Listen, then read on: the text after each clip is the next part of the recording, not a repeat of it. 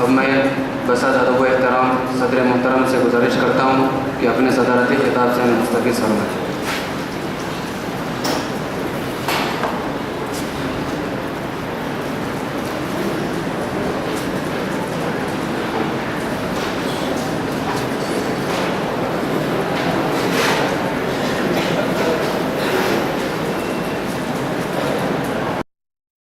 السلام علیکم ورحمۃ اللہ وبرکاتہ۔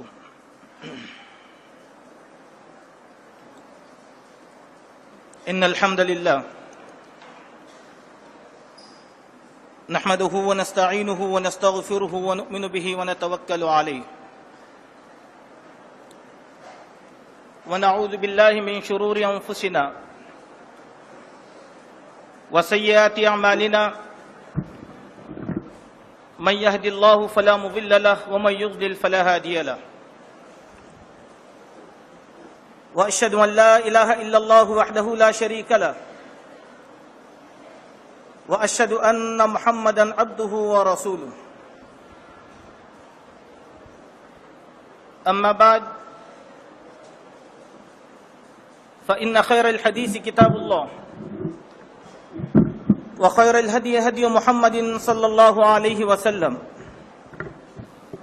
وشر الأمور محدثاتها وكل محدثة بدعة وكل بدعة ضلالة وكل ضلالة في النار۔ أعوذ بالله السميع العليم من الشيطان الرجيم، بسم الله الرحمن الرحيم۔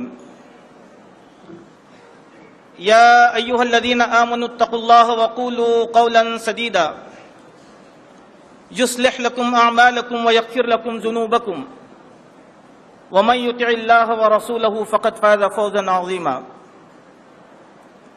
يا أيها الناس اتقوا ربكم الذي خلقكم من نفس واحدة وخلق منها زوجها وبث منهما رجالا كثيرا ونساء واتقوا الله الذي تساءلون به والأرحام إن الله كان عليكم رقيبا۔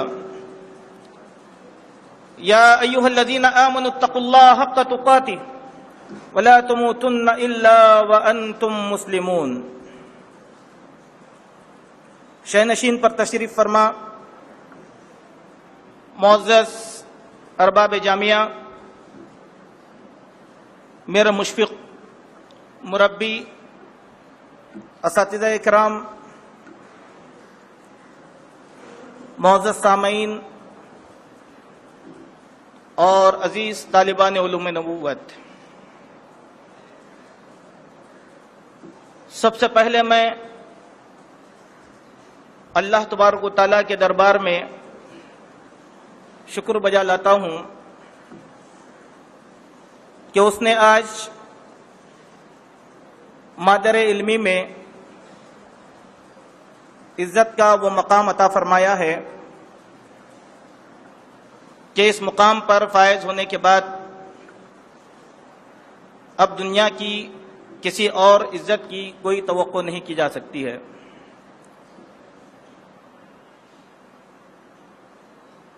بائیس سال کے طویل دعوتی سفر میں چھوٹے اور بڑے بہت سے اجتماعات کو خطاب کرنے کا موقع ملا ہے، لیکن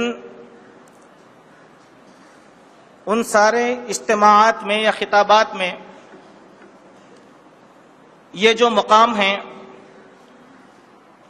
اس مقام پر کچھ لب کشائی کرنے کے لیے میں اپنے حوصلوں کو یکجا کرنے کی بہت ہی جدوجہد کرتا ہوا آ رہا ہوں،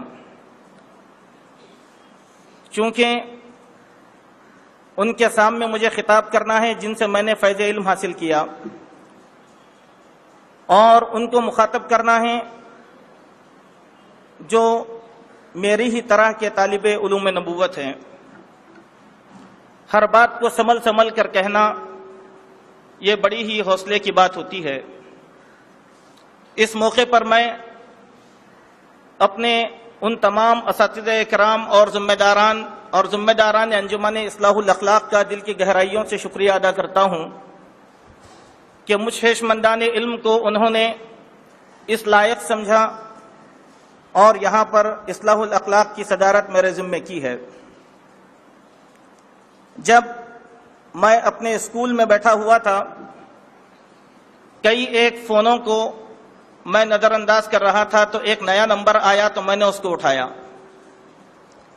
مولانا منیر الدین صاحب مجھ سے گفتگو کر رہے تھے.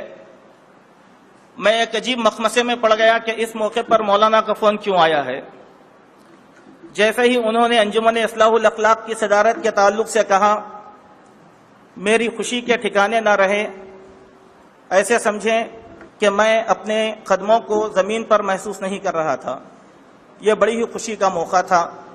میں اللہ تبارک و تعالیٰ سے بہت سی دعائیں کیا کہ اللہ تبارک و تعالیٰ نے یہ موقع مجھ کو عنایت فرمایا ہے. یوں چوں جامع دارالسلام کا اور میرے اپنے خانوادے کا بڑا ہی گہرا تعلق رہا کہ اصطلاح میں اگر کہا جائے تو چولیے اور دامن کا ساتھ رہا. میری پوری نسل الحمدللہ اسی جامعہ سے فیضیاب ہے، اور یہ اللہ کا کرم ہے کہ اس عزت کے مقام پر اللہ تعالیٰ نے میرے خاندان کے 2 افراد کو یہ موقع عطا فرمایا ہے. یہ ارباب جامعہ کی قدردانی ہے. اللہ تبارک و تعالیٰ ان کو اس کا بہترین اجر عطا فرمائے. معزز حاضرین، انجمن اصلاح الاخلاق یہ کوئی چھوٹی انجمن نہیں ہوتی، بلکہ یہ ہمارے تربیت کا آغاز ہے. جب میں جامع دارالسلام عمر آباد میں داخلہ لیا تو پہلے ہی سال پہلی انجمن میں میری تقریر آئی تھی، اور میری تقریر کا عنوان تھا قریش کی دشمنی. مجھے وہ سارے کے سارے واقعات اب اچھی طریقے سے یاد آ رہے ہیں. اور اس وقت انجمن کے صدر غالباً رفیق وانمباڑی صاحب تھے. جب میں نے تقریر کیا، زندگی کی پہلی تقریر، تو مجھ کو پہلا انعام ملا تھا رفیق مندل، ایک کتابچہ. یوں ہی سلسلہ چلتا گیا. جب ہم تہذیب الاخلاق کے اندر آئے، اور اس وقت فکری حالات کچھ ہم لوگوں کے اس طریقے سے بنے ہوئے تھے کہ ایک انجمن میں استاد محترم مولانا ظفر الحق صاحب شاکر نایتی حفظہ اللہ کی صدارت تھی، اور وہاں تقریر کرنا بہت بڑا ہم لوگوں کے لیے چیلنج تھا کہ غلطی اگر کریں تو پکڑے جائیں گے. تو بڑی تیاری کر کے میں تقریر کے ساتھ آیا تھا. ایک ایسا جملہ میری زبان سے صادر ہوا، وہ جملہ مجھے آج بھی جو ہے یاد آتا رہتا ہے کہ استاد محترم کو تصور تک نہیں تھا کہ وہ جملہ میری زبان سے ادا ہو سکے گا اس وقت کے حالات کے سلسلے میں. کہ میں نے ایک جملہ نقل کیا تھا مولانا علی میاں ندوی رحمۃ اللہ علیہ کی کتاب پاجا سراغ زندگی کا، جس میں انہوں نے کہا تھا کہ ملت اسلامیہ کی موجودہ ذوب حالی کو اگر امام ابو حنیفہ رحمۃ اللہ علیہ بھی دیکھتے تو فقہ کی تدوین کو روک کر ملت اسلامیہ کے مسائل کی حل کی فکر کیا کرتے تھے. تبصرے میں استاد محترم نے کہا تھا کہ خرم کی زبان سے یہ جملہ نکلا، میں بڑے تعجب کے اندر ہوں. تو اس وقت استاد محترم نے اسی جملے کی وجہ سے مجھ کو انعام اول عطا فرمایا تھا. یہ مقام جس کے اوپر کھڑے ہو کر ہمارے بیشتر ساتھیوں نے تقریر کیا، اس مقام پر آنے کے لیے ہم لوگوں کو بڑی جدوجہد کرنا پڑا. تیسرے سال اس مقام پر میں بھی آیا تھا، اور میری تقریر کا عنوان تھا مسلمان ماضی اور حال کے آئینے میں. ایک بہت بڑے عالم کی تقریر کو میں نے یاد کیا تھا، اور اس وقت اعزازی انعام مجھ کو ملا تھا. وہ کتاب آج بھی میری لائبریری کے اندر موجود ہے، مولانا اشرف علی تھانوی رحمۃ اللہ علیہ کی کتاب اصلاح انقلاب امت. تو الغرض یہ وہ چیزیں ہیں جو ہماری عمر میں ہمیشہ ہم کو یاد رہ جاتی ہیں. اس موقع پر بالاختصار میں چند باتیں آپ کے سامنے رکھنے کی کوشش کروں گا جو اپنی تجرباتی زندگی کے اندر آئی ہیں. شاید اگر وہ تجربات آپ کے لیے بھی کام آ سکتے ہیں تو یہ میرے لیے بہت بڑی بات ہوگی. راہ حق کے ساتھیوں، یہ تقریر کا میدان کوئی چھوٹا میدان نہیں ہوتا. جہاں پر ہم کل کو سند فضیلت حاصل کر کے عوام کے سامنے جائیں گے، یہی میدان ہم کو لمحہ لمحہ یاد دلانے والا رہے گا. اگر آپ تقریر کے ماہر نہیں ہیں یا تحریر کے ماہر نہیں ہیں تو عوام الناس کے اندر آپ کی بھی کوئی قدر و منزلت نہیں ہے. ایک عالم کے لیے 2 اوصاف کا ہونا انتہائی ضروری ہے. ایک قلم کا میدان ہے، تحریر کا میدان ہے، اور دوسرا تقریر کا میدان ہے. جہاں تک تحریری میدان کی بات ہے تو آپ کا تعلق براہ راست اہل علم سے رہے گا، اور جہاں تک تقریر کا میدان ہے عام انسانیت سے آپ کا تعلق جڑا ہوا رہے گا. یہ دونوں چیزیں ہمارے ساتھ انتہائی لازم و ملزوم ہیں. تحریر کی اگر آپ بات کریں تو تحریر کے ذریعے سے آپ بڑا انقلاب برپا کر سکتے ہیں. مثال کے طور پر اگر آپ دیکھیں گے تو میں سلف صالحین کی وہ مثالیں تو آپ کے سامنے اختصار کے ساتھ نہیں دوں گا، لیکن ابھی گزرے ہوئے سلف کی میں آپ کے سامنے مثال دیتا ہوں کہ مولانا مودودی رحمۃ اللہ علیہ کی چھوٹی چھوٹی کتابیں جن کو پڑھ کر لوگوں نے بڑا تأثر لیا تھا، ابھی منصف اخبار میں فضیلت الشیخ ضیاء الرحمان صاحب اعظمی حفظہ اللہ کا ایک مضمون شائع ہوا تھا قبول اسلام کے حوالے سے، اس میں انہوں نے خاص طور پر ان کتابوں کا تذکرہ کیا تھا۔ اسی طریقے سے آپ دیکھیں کہ ہمارے ہندوستان کے بہترین قلم کاروں میں مولانا سید علی میاں ندوی حفظہ اللہ، ابو الحسن علی ندوی رحمۃ اللہ علیہ ہیں، جن کی تحریروں کے ذریعے سے اہل علم نے بڑا استفادہ کیا۔ ایسے ہی اگر آپ دیکھیں گے مشہور محررین کے اندر، تحریر نگاروں میں، قلم کاروں کے اندر شیخ رئیس الاحرار ندوی اور مولانا مقتدی حسن اظہری رحمہم اللہ کا نام آتا ہے، جن کی تحقیقات ہم نے ان کے بارے میں سنا تھا کہ اگر ہم کو ان سے ملاقات کرنے جانا پڑتا تو یہ شیخ بیٹھے ہوئے رہتے تو ہم کو کتابوں کے اوپر سے جھانک کر دیکھنا پڑتا تھا کہ شیخ بیٹھے ہوئے ہیں اور تحریر کر رہے ہیں اور اپنے طلباء سے لکھا رہے ہیں۔ اس کے ذریعے سے انہوں نے اہل علم کو وہ قیمتی تحقیقات دیا ہے جس کی وجہ سے آج ہم عوام الناس کے سامنے کھڑے ہو سکتے ہیں۔ انہی کی تحقیقات کا نتیجہ ہے کہ ہم صحیح باتیں، ٹھوس باتیں، تحقیقی علم عوام الناس تک پیش کر رہے ہیں۔ اسی لیے میرے ساتھیوں، ہماری اس زندگی کے اندر جو ہم جامعہ میں گزار رہے ہیں، تحریر کے میدان میں ہمیں ترقی کرنا یہ بہت ضروری ہے۔ ہمارے اس دور میں تنویر نام کا ایک مجلہ نکلتا تھا، لیکن آج میں آپ کی ترقی کو دیکھ کر یہ خوش ہو رہا ہوں کہ الحمدللہ کلیہ کے بورڈ کے اوپر کئی قلمی نسخے لگے ہوئے ہیں، کئی ایک ناموں سے جو ہم دیکھ بھی نہیں سکتے تھے۔ اس سے اس بات کا اندازہ ہوتا ہے کہ الحمدللہ آپ کی صلاحیتیں تحریر کے میدان میں اجاگر ہو رہی ہیں، یہ انتہائی لازمی بات ہے۔ دوسری اہم ترین بات جو آپ کے سامنے رکھنی ہے وہ یہ کہ تقریر کا میدان بھی ہمارے لیے انتہائی اہمیت کا حامل ہے۔ آپ دیکھیں کہ تقریر کے بغیر کوئی بھی مولوی، کوئی بھی عالم، کوئی بھی فارغ جامعہ کامل اور مکمل نہیں ہو سکتا۔ آپ کسی گاؤں، قریہ اور دیہات میں جائیں اور اپنا تعارف اہل علم کے حوالے سے اگر آپ کروائیں یا آپ کا تعارف وہاں پر علمی ادارے سے فراغت کی حیثیت سے اگر ہو جائے تو پہلے لوگ کہیں گے کہ مولانا آپ تھوڑا سا درس دیں، آپ تقریر کریں، آپ جمعہ کا خطبات دیں، آپ عالم دین ہیں، ہم آپ کی باتیں سننا چاہتے ہیں۔ اگر ایسے موقع پر آپ یہ کہیں کہ نہیں میں اس کے اندر ماہر نہیں ہوں تو ہمارے لیے بہت ہی معیوب بات ہے۔ آپ دیکھیں دین اسلام نے، اللہ کے نبی صلی اللہ علیہ وسلم نے تقریر کے حوالے سے ہم سارے کے سارے لوگوں کی بڑی تربیت کی ہے۔ اسی لیے جمعہ کے خطبات کی ہمارے پاس اہمیت ہے، عیدین کے خطبات کی ہمارے نزدیک بڑی اہمیت ہے، صلاۃ الکسوف اور کسوف کے حوالے سے خطابات کی سب سے زیادہ اہمیت بتائی گئی ہے۔ اللہ کے پیارے نبی صلی اللہ علیہ وسلم خواتین سے بھی خطاب کیا کرتے تھے۔ یہ کتاب کا میدان ہمارے لیے رہنمائی پیش کرتا ہے کہ ہم تقریر کے اندر بہت زیادہ ماہر بن جائیں۔ عوام کے اندر قبولیت اور عوام کے اندر ایک مقام بنانے کا سب سے بہترین ذریعہ ہے تقریر۔ آپ دیکھیں ایسے بہت سے مقررین کا تذکرہ ہمارے پاس آتا ہے۔ میں چند مقررین کا تذکرہ آپ کے سامنے کرتا ہوں جو ہمارے زمانے کے، قریبی زمانے کے ہیں۔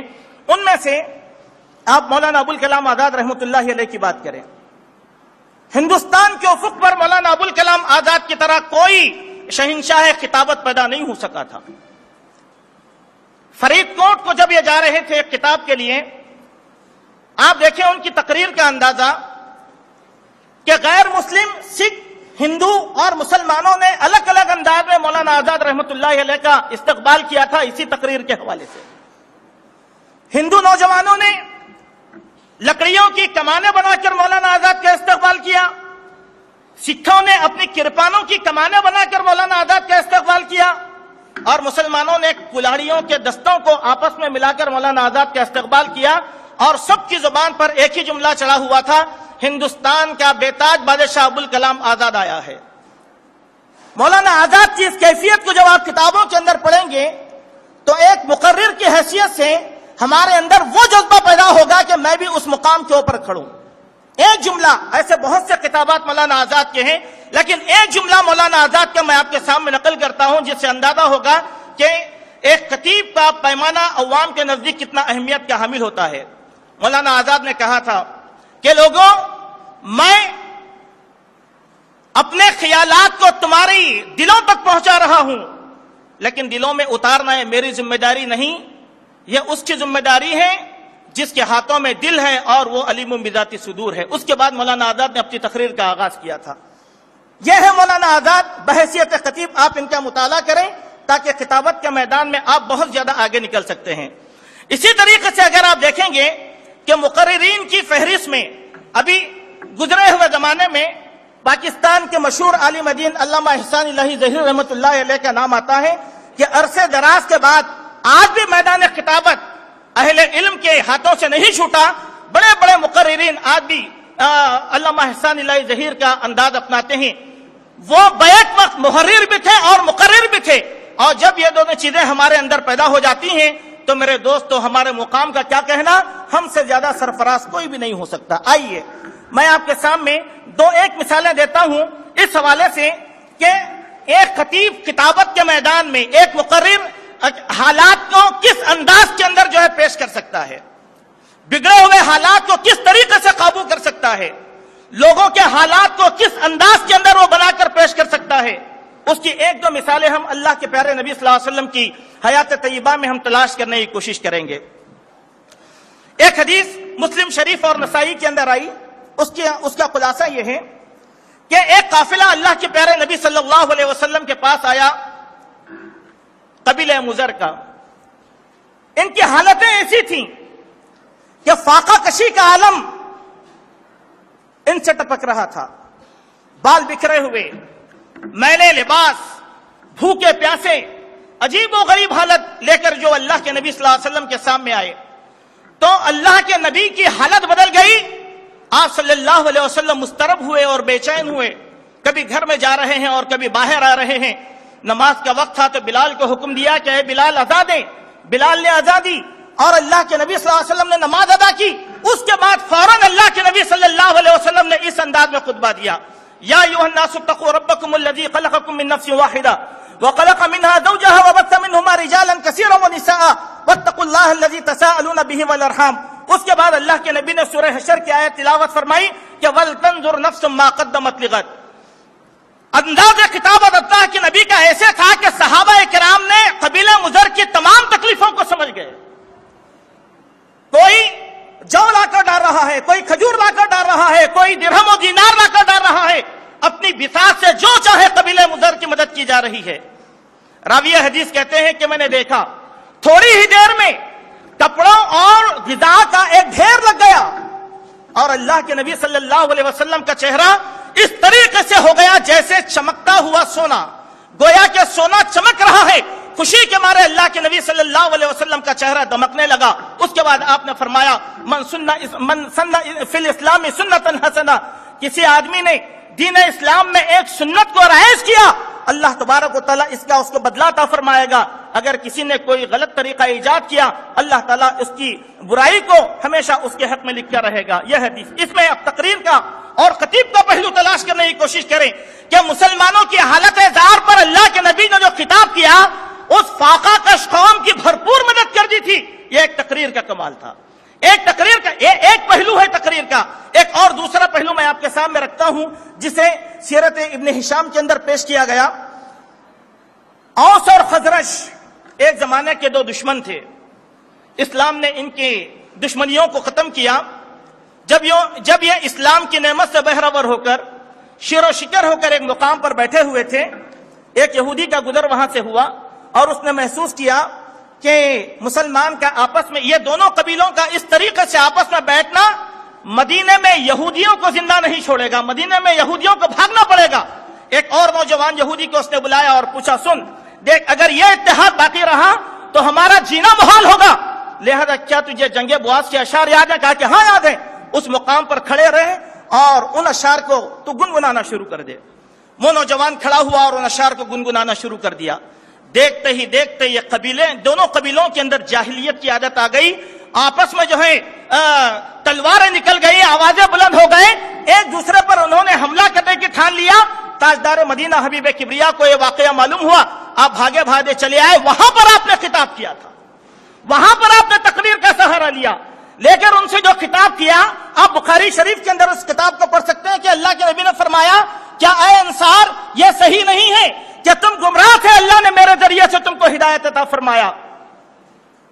یہ تقریر کے الفاظ جب ان لوگوں نے سنے، شرمندہ ہوئے، اللہ کے نبی کی طرف متوجہ ہوئے اور فرمایا یا رسول اللہ صلی اللہ علیہ وسلم، اس سے زیادہ کئی احسانات اللہ اور اس کے رسول کے ہمارے اوپر ہے۔ حالات کو دیکھیے آپ، اختلاف کے دور میں اللہ کے نبی کے خطاب نے کمال کیا تھا۔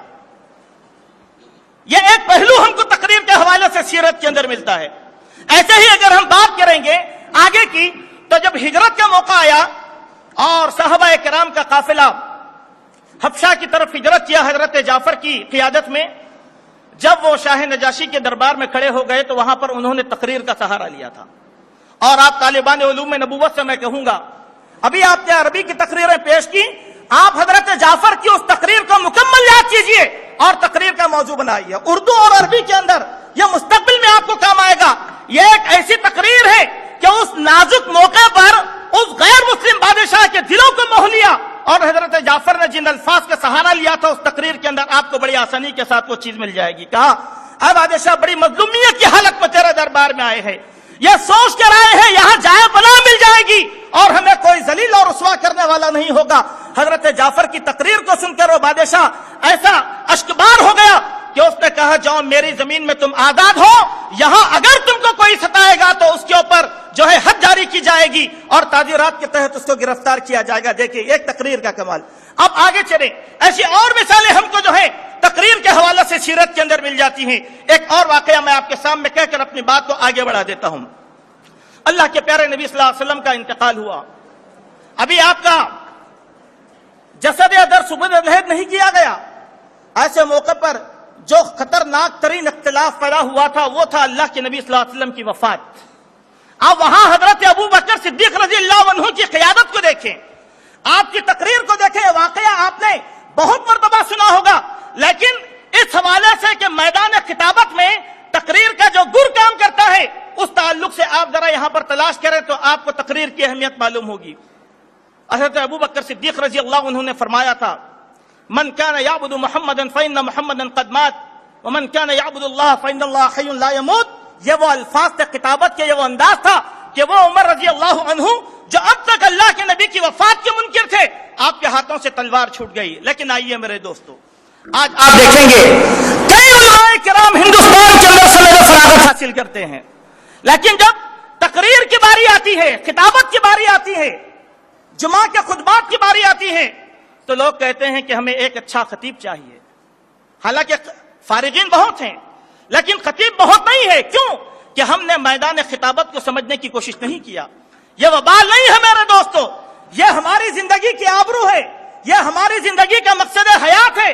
اگر ہمارے نزدیک یہ چیز نہیں رہے گی تو ہمیں کامل جو ہے مقرر اور کامل عالم دین ہرگز نہیں بن سکتے۔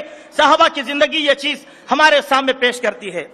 دوسری بات میں آپ کے سامنے یہ کہنا چاہتا ہوں میرے بھائیوں کہ ہم اپنے ان ایام کو بڑا ہی غنیمت جانیں اور اپنے آپ کو جو ہے علم کے ہتھیار سے اپنے آپ کو لیس کرنے کی کوشش کریں۔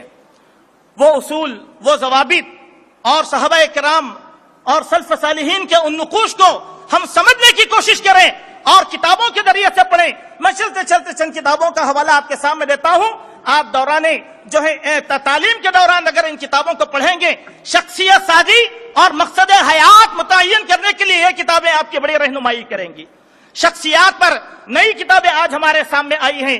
کاروان سلف کا آپ مطالعہ کیجئے، نقوش عظمت رفتہ کا آپ مطالعہ کیجئے، بزم ارمجمندہ کا آپ مطالعہ کیجئے۔